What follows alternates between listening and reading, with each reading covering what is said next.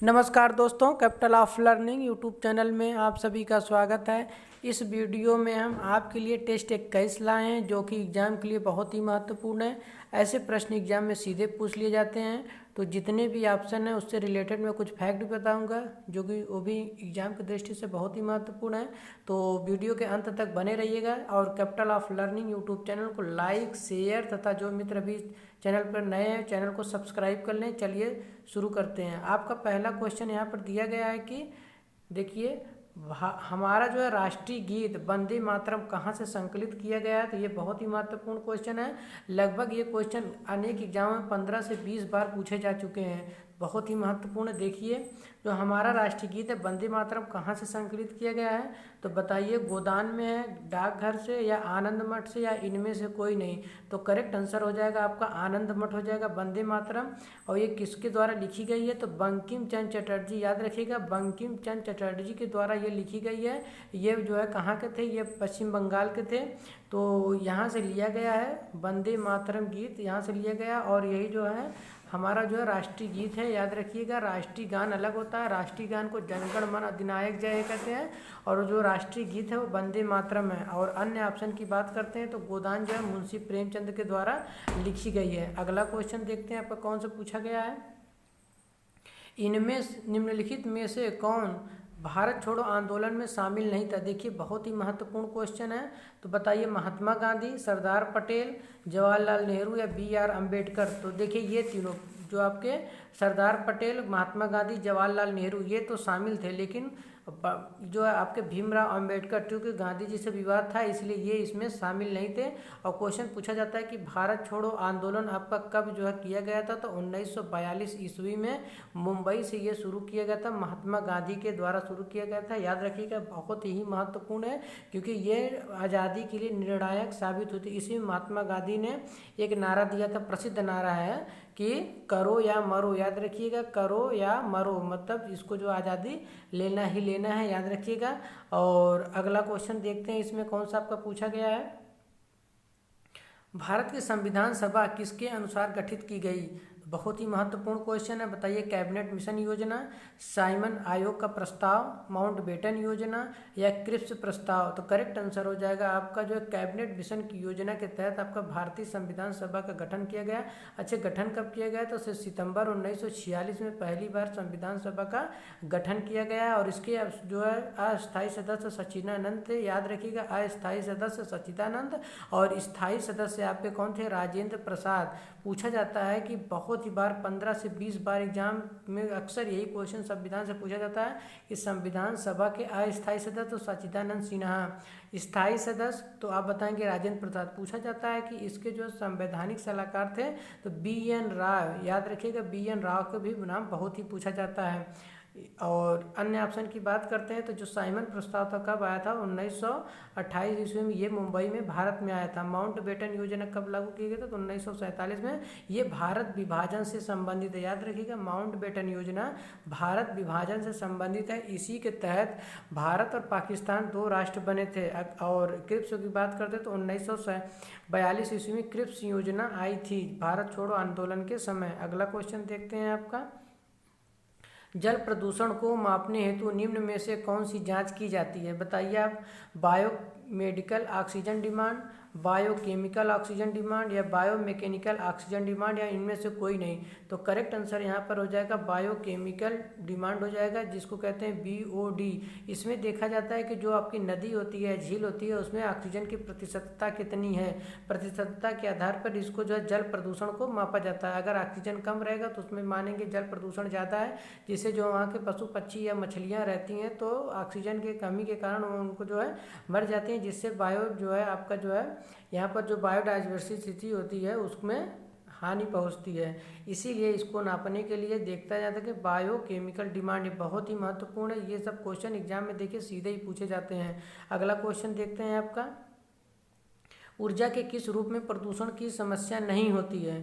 तो बताइए कोयला, परमाणु, सौर या पेट्रोल। तो करेक्ट आंसर यहाँ पर आ जाएगा सौर ऊर्जा में प्रदूषण की मात्रा नहीं होती, क्योंकि ये नाभिकीय संलयन द्वारा बनता है। और कहाँ से प्राप्त होता है, हमको सूर्य के द्वारा ये ऊर्जा प्राप्त होती है। जैसे हमको आपका जो सोलर लाइट होती है, इसको हम बैटरी से चार्ज करके इकट्ठा करके बाद में रात को जलाते हैं, तो वही आपका सोलर पैनल जो होता है वही को सौर ऊर्जा कहते हैं।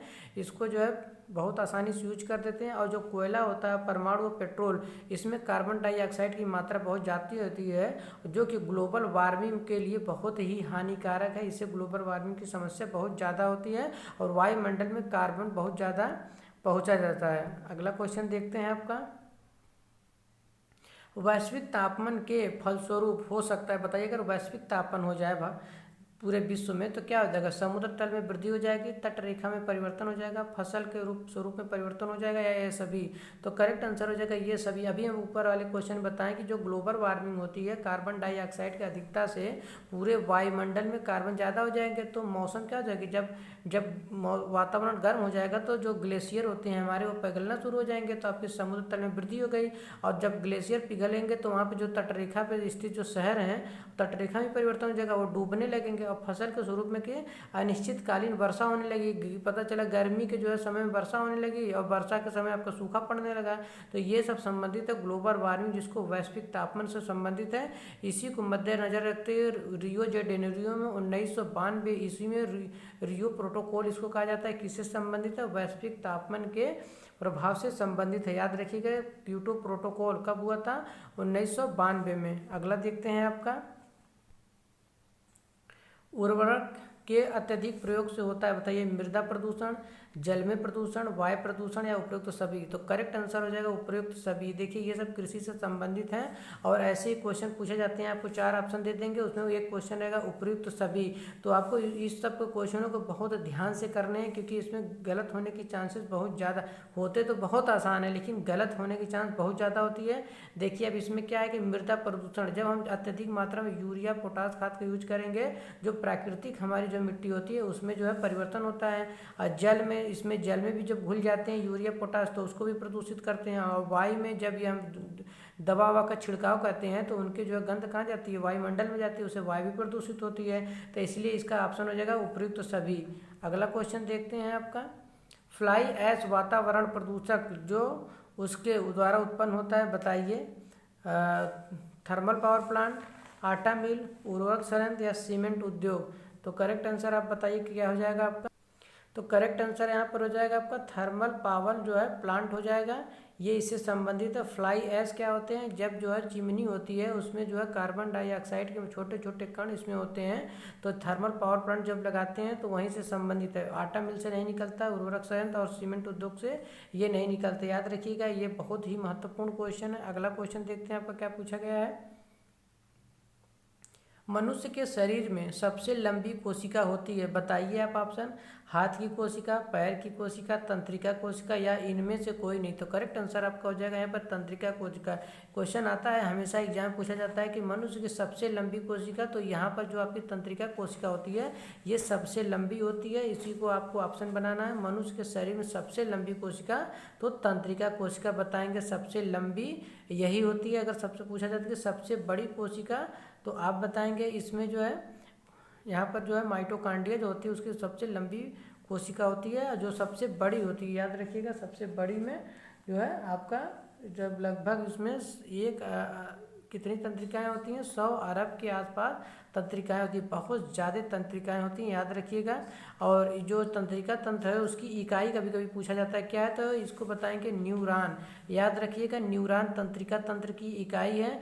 पूछा जाता है नेफ्रॉन किसकी इकाई है, तो नेफ्रॉन आपकी किसकी इकाई, किडनी की नेफ्रॉन जो गुर्दा होती है उसकी इकाई क्या है, नेफ्रॉन। याद रखिएगा ये बहुत क्वेश्चन पूछा जाता है और हमेशा लोग कंफ्यूज होते हैं कि नेफ्रॉन और न्यूरॉन में, न्यूरॉन आपकी तंत्रिका तंत्र से संबंधित है और नेफ्रॉन आपकी किडनी से या डायलिसिस से संबंधित है। अगला क्वेश्चन देखते हैं आपका क्या है, लिगामेंट एक रचना है जो जोड़ती है, बताइए। बहुत ही महत्वपूर्ण क्वेश्चन है। अस्थियों को पेशियों से, अस्थि को अस्थि से, अस्थियों को तंत्रिका से या पेशी को त्वचा से। तो करेक्ट आंसर आपका हो जाएगा यहाँ पर अस्थियों को अस्थि से जोड़ती है। अस्थि को जब यहाँ पर कोई हड्डी बनी रहती है तो ये एक दूसरे हड्डी को यहाँ पर जोड़ती है, तो इसको कहते हैं लिगामेंट। एक होता है आपका टेंडन, याद रखिएगा ये भी बहुत महत्वपूर्ण। ये क्या करती है, जो हड्डी होती है उसको आपको मांसपेशी से जोड़ती है, उसको कहते हैं टेंडन। और लिगामेंट आपका ये भी महत्वपूर्ण है। तो टेंडन क्या जोड़ती है, अस्थि को अस्थि से। अस्थि मतलब हड्डी, हड्डी को हड्डी से जोड़ने वाला आपका क्या है, लिगामेंट। और मांसपेशी को हड्डी से जोड़ने वाला टेंडन। तो याद रखिएगा। अगला क्वेश्चन देखते हैं आपका कौन सा पूछा गया है। किसी क्षेत्र को अनुसूचित जनजाति क्षेत्र घोषित करने का अधिकार किसे है, बताइए। राष्ट्रपति को, उपराष्ट्रपति को, प्रधानमंत्री को या गृह मंत्री को। तो करेक्ट आंसर हो जाएगा यहाँ पर राष्ट्रपति जो हमारे होते हैं वो अनुसूचित जनजाति और जनजाति क्षेत्र घोषित किसी को भी कर सकते हैं। जैसे मान लीजिए अंडमान निकोबार में कोई जो है जनजाति अभी हाल ही में खोजी गई, तो हमारे राष्ट्रपति अनुच्छेद 342 के तहत उसको जो है संविधान में ये कह देंगे कि ये अनुसूचित जाति या जनजाति क्षेत्र घोषित कर सकते हैं। याद रखिएगा। एक क्वेश्चन पूछा जाता है कि हमारे इस समय वर्तमान में राष्ट्रपति कौन है, तो रामनाथ कोविंद। ये भी पूछा जाता है कि किस नंबर के हैं, तो वो आपके 14वें नंबर के। याद रखिएगा, बहुत ही महत्वपूर्ण क्वेश्चन है। उपराष्ट्रपति कौन है, तो वेंकैया नायडू है। कौन है, वेंकैया नायडू हैं। और किस नंबर के हैं, तो ये आपके 13वें नंबर के। याद रखिएगा। हमारे प्रधानमंत्री कौन है, तो माननीय नरेंद्र मोदी जी किस नंबर के हैं, तो ये 15वें नंबर के हैं। गृह मंत्री कौन है, तो अमित शाह। याद रखिएगा, जितने भी कैबिनेट मंत्री होते हैं उनके पहले आगे जैसे गृह मंत्री अमित शाह, वित्त मंत्री सीतारमण, ऐसे लगा के आपको याद करेंगे तब बहुत अच्छे से याद हो जाएगा। ठीक, अगला क्वेश्चन देखते हैं आपका कौन सा पूछा गया है। डोगरी भाषा किस राज्य में बोली जाती है। देखिए, ये भी बहुत महत्वपूर्ण क्वेश्चन है। असम में, जम्मू कश्मीर, बिहार या उड़ीसा। तो करेक्ट आंसर हो जाएगा ये आपका जम्मू कश्मीर में बोली जाती है डोगरी भाषा। ठीक, और एक क्वेश्चन पूछा जाता है कि जो असम में क्या बोली जाती है, असम में आपको बोडो भाषा बोली जाती है या असमिया भाषा बोली जाती है असम राज्य में। याद रखिएगा। बिहार में कौन सी बोली जाती है, भोजपुरी, मगही, ये सब क्या बोली जाती है, बिहार में बोली जाती है। उड़ीसा में उड़िया भाषा बोली जाती है। उड़िया भाषा याद रखिएगा कहाँ पर बोली जाती है, उड़ीसा में बोली जाती है। तो ये करेक्ट आंसर हो जाएगा आपका। और लोकसभा के महासचिव नियुक्त कौन करता है, बताइए। बहुत ही महत्वपूर्ण क्वेश्चन है। ये सब जो ऐसे क्वेश्चन है जो एग्जाम में 10 से 12 बार पूछे जाएंगे और इनका बस लैंग्वेज चेंज रहता है। हमारा उद्देश्य आपको क्या है कि जो एग्जाम में लैंग्वेज चेंज करके क्वेश्चन पूछे जाते हैं उन्हीं को आपको क्या कहता है, डिकोडिंग करना है। बाकी जैसे एग्जाम में जो भी क्वेश्चन पढ़ाते हैं लोग उसको कहते हैं कि जो है बस सीधे सीधे क्वेश्चन बता देंगे। देखिए, हम चारों ऑप्शन से उसको डिकोड कर रहे हैं कि कैसे वो जो है आपका सही करेक्ट आंसर वहाँ पर कर पाएंगे। देखिए, यहाँ पर लोकसभा के महासचिव पूछ रहा है, तो अध्यक्ष करता है या उपाध्यक्ष या राष्ट्रपति या इनमें से कोई नहीं। तो करेक्ट आंसर हो जाएगा जो अध्यक्ष होता है लोकसभा का, वही जो है महासचिव की नियुक्ति करता है। और उपाध्यक्ष एक होते हैं लोकसभा में, और राष्ट्रपति आपका किस अनुच्छेद में, अनुच्छेद 52 के तहत है। अच्छे बताइए, एक क्वेश्चन पूछा जाता है कि जो लोकसभा का अध्यक्ष होता है वो अध्यक्ष पद की शपथ लेता है कि नहीं। तो आपको बताएंगे कि वो अध्यक्ष पद की शपथ नहीं लेता है, क्योंकि प्रोटेम स्पीकर द्वारा उसको सांसद का जो है अध्यक्ष दिलाता है। वो सांसद के रूप में वो सदस्य को जो है शपथ लेता है, जबकि अध्यक्ष के रूप में वो शपथ नहीं लेता है। याद रखिएगा, बहुत ही महत्वपूर्ण क्वेश्चन है। अगला क्वेश्चन देखते हैं आपका क्या हो जाएगा। निम्न में कौन मानव शरीर की हड्डी नहीं है, बताइए। टीबिया, ह्यूमरस, फीमर या फीबुला। तो करेक्ट आंसर हो जाएगा यहाँ पर ह्यूमरस जो है क्या, ये हाथ की हड्डी है। जैसे हाथ में जो हड्डी पाई जाती है यहाँ से यहाँ तक आपका जो बाँह होता है वहाँ से ह्यूमरस पाया जाता है। और यहाँ पर रेडियो और अनला, और यहाँ पर जो है इंगुली होती है, तो ये फाइलेंजेज हो गए। तो ये तो हाथ के हो गए। और पैर की अगर हम बात करते हैं तो पैर में देखिए आपकी क्या होती है, तो यहाँ पर आपका फीमर हो जाएगा, जो कि मानव शरीर की सबसे बड़ी क्या है, ये आपकी मानव शरीर की सबसे बड़ी हड्डी है, फीमर हो गया। उसके बाद यहाँ पर टिबुला फिबुला पड़ेगा। एक यहाँ पर आपका हो जाएगा टीबिया जो है, और यहाँ पर जो है टीबिया फिबुला हो गया। एक पटेला यहाँ पर पाया जाता है, एक टॉर्सल यहाँ पर पाया जाता है। याद रखिएगा, एक टॉर्सल एक पटेला, ये सब कहाँ की हड्डी है, टॉर्सल, पटेला, टीबिया, फिबुला, ये सब पैर की हड्डियाँ। ह्यूमरस, रेडियस, अनला, ये सब कहाँ के हैं, ये सब हाथ के हैं। ये सब जल्दी किसी को याद नहीं हो पाते हैं क्योंकि इसमें बहुत ही कन्फ्यूजन होता है। इसको याद करने के लिए जब तक आप बायोलॉजी का फिगर नहीं बनाएंगे तब तक ऐसे करके आप याद करेंगे, तभी आपको याद हो जाएगा, नहीं तो ये कभी नहीं याद होगा। अगर एक बार याद हो जाएंगे तो आपको हमेशा के लिए याद रहेगा। और capital of learning YouTube channel को ऐसे ही सब्सक्राइब कराएं, मित्रों में शेयर करें और लाइक्स कर दें वीडियो को, और जो भी दिक्कत हो कमेंट बॉक्स में लिख कर बताएं। और जितनी भी हमारी ये सीरीज चल रही है उसकी पीडीएफ लिंक की गई है, तो आप जाके वहाँ पीडीएफ भी डाउनलोड किया करिए डिस्क्रिप्शन बॉक्स से। ठीक, अगला क्वेश्चन देखते हैं आपको क्या पूछा गया है। नवीन जलोढ़ मिट्टी को अन्य किस नाम से जाना जाता है, बताइए। यहाँ पर करेक्ट आंसर जो है यहाँ पर राम नहीं होगा, बताइए। खादर, आप बांगर या रेंगुर या इनमें से कोई नहीं। तो जो नवीन जलोढ़ मिट्टी होती है उसको हम क्या कहते हैं, खादर। अच्छा बताइए, खादर क्या होता है, जब कोई नदी जाती है यहाँ से और जब बाढ़ का पानी जो है बरसात के समय यहाँ पर नदी के किनारे तक जिस भूमि तक पहुँच पाता है उसको हम खादर कहते हैं। और जहाँ पर पानी नहीं पहुँच पाता, जैसे मान लीजिए यहाँ पर इस मिट्टी पर पानी आपका नहीं पहुँच पाता, इसको हम क्या कहते हैं, बांगर कहते हैं। तो याद रखिएगा, जहाँ पर बरसात का पानी तक पहुँच जाता है, उर्वरक मिट्टी वहाँ पर पहुँचती है, उसको हम खादर कहते हैं। और जहाँ पर नहीं पहुँच पाती उसको हम बांगर कहते हैं। रेगुर मिट्टी वो होती है, इसको काली मिट्टी कहते हैं या इसको कपास मिट्टी कहते हैं। ये ज़्यादातर महाराष्ट्र में पाई जाती है और कपास के लिए फेमस होती है। अगला क्वेश्चन देखते हैं आपका क्या महत्वपूर्ण है। गिर राष्ट्रीय उद्यान जो एशियाई शेर के लिए प्रसिद्ध है वो कहाँ पर है, बताइए आपका। तो गिर राष्ट्रीय उद्यान आपका जो है तो ये आपका गुजरात राज्य में स्थित है। याद रखिएगा कहाँ पर, गुजरात राज्य में गिर राष्ट्रीय उद्यान जो कि एशियाई शेरों के लिए प्रसिद्ध है। ये कहाँ पर पाए जाते हैं, तो ये अफ्रीका के यहाँ पर सोमालिया नामक देश में पाए जाते थे।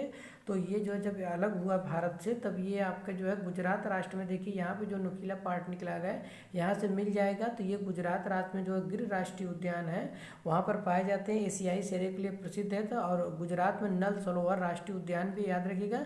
नल सरोवर पक्षी अभयारण्य कहाँ पर, गुजरात राज्य में स्थित है। और अन्य ऑप्शन की बात करते हैं तो झारखंड में आपका पलामू है और बेतला आपका पाया जाएगा यहाँ पर जो है। और दालमा हजारीबाग वन्य जीव अभयारण्य है। एक क्वेश्चन हमेशा पूछा जाता है कि जो दालमा है वो तो झारखंड में पाया जाता है, एक आपका डाम्फा है, डाम्फा कहाँ पर पाया जाता है, तो वो मिजोरम में पाया जाता है। याद रखिएगा, दालमा झारखंड में और धाम्फा आपका जो है मिजोरम में पाया जाएगा।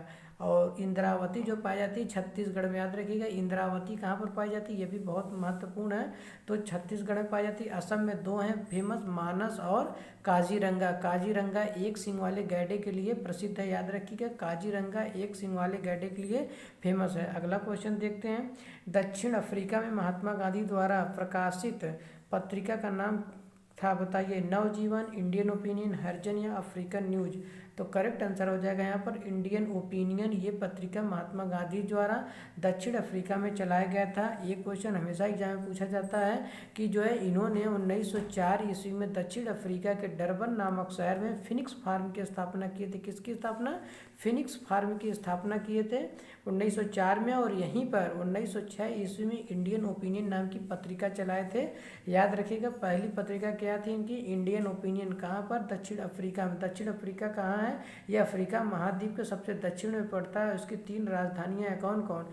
एक जो है, अब इसी राजधानी की अगर बात करते हैं तो केप टाउन इसकी राजधानी है और ये बहुत ही फेमस शहर है। और यहाँ पर प्रिटोरिया इसकी राजधानी है, मेन राजधानी इसकी प्रिटोरिया है जिसको लेजिस्लेटिव कहते हैं। और यहाँ पर जो है इसकी प्रशासनिक राजधानी या एग्जीक्यूटिव राजधानी आपका कौन हो जाएगा, केप टाउन। और ब्लू फाउंटेन इसकी जो है न्यायिक राजधानी हो जाएगा। याद रखिएगा। और इंडियन ओपिनियन कब शुरुआत किए थे, 1906 ईस्वी में। और 1904 ईस्वी में डरबन में फिनिक्स फार्म की स्थापना महात्मा गांधी ने किए थे। एक क्वेश्चन पूछा जाता है कि महात्मा गांधी साउथ अफ्रीका कब गए थे, तो 1893 ईस्वी में गए थे। आए कब थे, तो 9 जनवरी 1915 ईस्वी को ये साउथ अफ्रीका से भारत आए थे। इसी दिन 9 जनवरी को प्रवासी भारतीय दिवस भी मनाया जाता है गांधी जी के भारत आगमन पर। देखिए इतने क्वेश्चन आपके तैयार हो गए। और नवजीवन और हरिजन ये नाम की पत्रिका भी महात्मा गांधी द्वारा ही चलाई गई थी, लेकिन ये भारत में चलाई गई थी। कहाँ पर, भारत में चलाई गई थी। इनके द्वारा एक पुस्तक लिखी गई है जो इनकी आत्मकथा है, माई एक्सपेरिमेंट विद ट्रूथ। इनकी आत्मकथा याद रखिएगा, कौन, माई एक्सपेरिमेंट विद ट्रूथ। अगला क्वेश्चन देखते हैं आपका कौन सा है। इंकलाब जिंदाबाद का नारा किसने दिया था, खुदीराम बोस ने, सुभाष चंद्र बोस ने, भगत सिंह या इनमें से कोई नहीं। तो करेक्ट आंसर हो जाएगा यहाँ पर भगत सिंह ने दिया था इंकलाब जिंदाबाद का नारा। अच्छा पूछा जाता है कि भगत सिंह को फांसी कब दी गई, तो 31 मार्च 23 ईस्वी को इनको फांसी दी गई। कब दी गई, 31 मार्च नहीं सॉरी ये हो जाएगा 23 मार्च आपका 1931 ईस्वी में इनको फांसी दी गई। याद रखिएगा 23 मार्च 1931 ईस्वी को भगत सिंह को फांसी दी गई थी। और ये पूछा जाता है कि इनकलाब जो जिंदाबाद, इसको जो है इनकलाब को जो है मोहम्मद इकबाल के द्वारा लिखी गई थी, मोहम्मद इकबाल के द्वारा लिखी गई थी। लेकिन ये नारा किसने फेमस किया गया था? तो ये आपका जो है ये भगत सिंह के द्वारा ये फेमस किया गया था। जब क्वेश्चन पूछा जाएगा कि लिखा किसके द्वारा गया था, रिटेन किसके द्वारा किया गया था, मोहम्मद इकबाल, फेमस किसके द्वारा किया गया था, तो ये भगत सिंह के द्वारा किया गया था। ये सब देखिए, ये सब कोडिंग है शब्दों की, ऐसे एग्जाम में क्वेश्चन पूछा जाता है। यहाँ पर पूछ दिया कि इनकलाब जिंदाबाद का नारा किसने दिया, और वहाँ पर पूछ लिया जाएगा, आप तो ये याद करके, लेकिन वहाँ पर किसने लिखा, तो ऑप्शन चेंज हो जाएगा। मोहम्मद इकबाल। सुभाष चंद्र बोस ने क्या नारा दिया था? जय हिंद, या तुम मुझे खून दो मैं तुम्हें आज़ादी दूंगा। दो दिए थे, कौन? एक जय हिंद का नारा, और तुम मुझे खून दो मैं तुम्हें आज़ादी दूंगा। ये दिल्ली चलो का भी नारा दिए थे, याद रखिएगा, दिल्ली चलो। इनको 3 नारा बहुत ही फेमस है और एग्जाम में पूछे जाते हैं। खुदीराम बोस सबसे कम उम्र के जो है फांसी पाने वाले भारतीय हैं, अंग्रेजों के द्वारा इनको फांसी दे दिया गया था और ये सबसे कम उम्र के हैं। अगला जो है क्वेश्चन देखते हैं आपका, रेगुण मृदा कृषि के लिए सर्वाधिक उपयुक्त बताइए। मूंगफली, कपास, तंबाकू या गन्ना? तो करेक्ट आंसर हो जाएगा यहाँ पर, ये कपास के लिए बहुत ही फेमस है। अच्छी, ये भारत में पाया कहाँ जाता है? तो महाराष्ट्र के एरिया में विशाल लावा चट्टान के द्वारा बनी होती हैं, इसीलिए ज्वालामुखी से बनती हैं, इसलिए काली होती हैं। कुछ गुजरात के साइड में पाई जाती है, मध्य प्रदेश में पाई जाती हैं, तेलंगाना में पाई जाती हैं, कर्नाटक में पाई जाती हैं। और इसमें सबसे ज़्यादा होता क्या है? कपास होता है। और जो रेगुलर मिट्टी है उसको काली मिट्टी भी कहते हैं, याद रखिएगा। इसमें जो है पानी की मात्रा बहुत कम होती है और इसको पीली मिट्टी भी कहा जाता है, क्योंकि सूखने के बाद जब गीली होती है तो ये पीली हो जाती है। इसमें दरारी मिट्टी भी कहा जाता है, कि इसमें दरार बहुत ज़्यादा होती है। जब पानी में भर देते हैं, जब सूखती है तो इसमें दरार होती है और स्वतः जुताई भी हो जाती है। क्या होती है? स्वतः जुताई किसमें हो जाती है? काली मिट्टी में, याद रखिएगा। और अन्य ऑप्शन में देखते हैं। अच्छा, कब इसकी जो है कपास है वो कब सबसे ज़्यादा कहाँ पर होता है? तो महाराष्ट्र में उत्पादन किया जाता है, याद रखिएगा। मूंगफली का जो है गुजरात राज्य में होता है, और तंबाकू का आंध्र प्रदेश राज्य सर्वाधिक उत्पादन करता है, और गन्ना का तो हमारा उत्तर प्रदेश सबसे ज़्यादा उत्पादित करता है। अगला क्वेश्चन देखते हैं आपका कौन सा है, दक्षी ग्राम वन्य जीव अभ्यारण्य निम्न में किस में से किस राज्य में स्थित है? बताइए। पश्चिम बंगाल, मध्य प्रदेश, जम्मू कश्मीर या छत्तीसगढ़? तो करेक्ट आंसर हो जाएगा आपका यहाँ पर जम्मू कश्मीर राज्य में स्थित है। ये वन्य जीव अभ्यारण्य यहाँ पर बहुत ही फेमस है। और अन्य ऑप्शन की बात करते हैं तो पश्चिम बंगाल में आपका कौन कौन है? बताइए। पश्चिम बंगाल में आपका एक हो जाएगा बहुत ही फेमस, वो जो है दार्जिलिंग तो है ही है, एक दार्जिलिंग आपका हो जाएगा। जल्दापारा, याद रखिएगा, जल्दापारा कहाँ पर है? ये आपका छत्तीसगढ़ में। जलपाईगुड़ी भी आपका कहाँ पर है? ये पश्चिम बंगाल में स्थित है। मध्य प्रदेश में तो बहुत हैं, जैसे खाना हो गया, पेंच हो गया, माधवगढ़ हो गया, बाधवगढ़ हो गया, और आपका जो है ये सब कहाँ पर स्थित है? जैसे सतपुड़ा टाइगर रिजर्व भी कहाँ पर है? ये भी आपका मध्य प्रदेश में सर्वाधिक कितने हैं? 9।